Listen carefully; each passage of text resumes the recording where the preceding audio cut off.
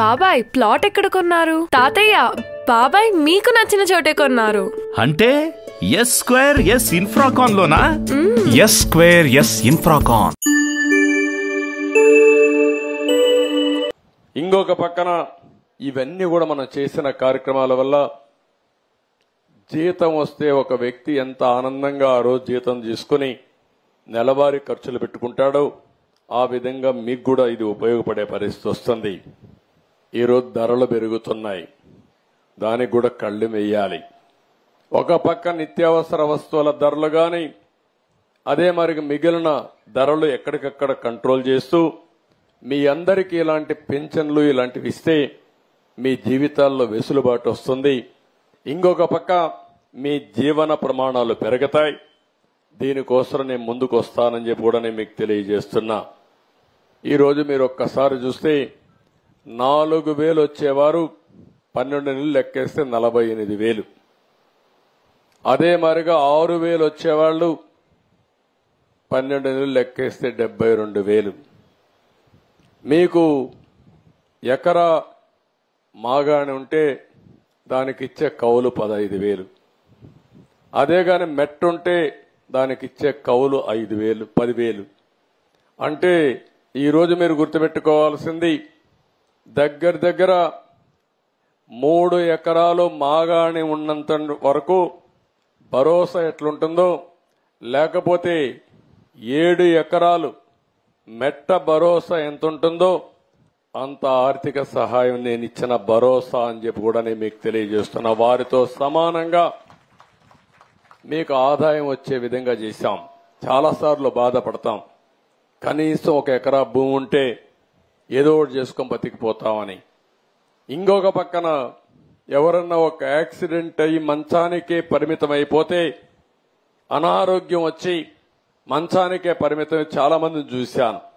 ఇంట్లో వాళ్ళకి సపరీలు చేయాలి, భోజనం పెట్టాలి, స్నానం చేయించాలి, పక్కకు తీసుకుపోవాలంటే తీసుకెళ్ళాలి, బాత్రూమ్ తీసుకుపోవాలంటే తీసుకెళ్ళాలి.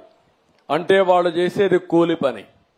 మళ్ళీ ఇంట్లో ఒక కుటుంబ సభ్యుడి మారిగా అయిపోతే ఎట్లా వాళ్ళని ఆదుకోవాలనో తెలియక అనునిత్యం బాధపడుతున్నారు. ఆ బాధలు గుర్తుపెట్టుకుని 5,000 నుంచి 15,000 రూపాయలు చేశాం.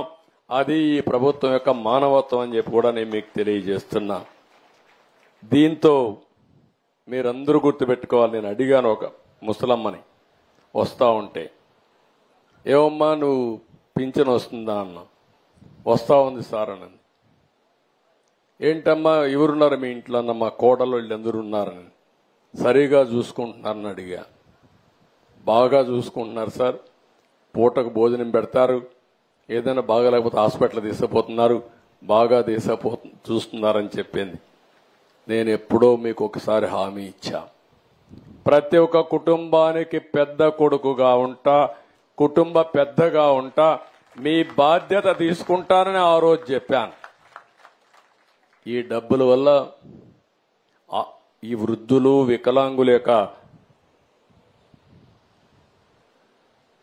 ఒక గౌరవం పెరిగింది. ఒకప్పుడు మీరు చూస్తే, మీరందరూ ఆలోచిస్తే, ఒకప్పుడు ముసలాళ్ళు ఉంటే మేమే కష్టాల్లో ఉన్నాం, వీళ్ళని భరించేది మేమెక్కడ భరిస్తాం అనుకునేవారు.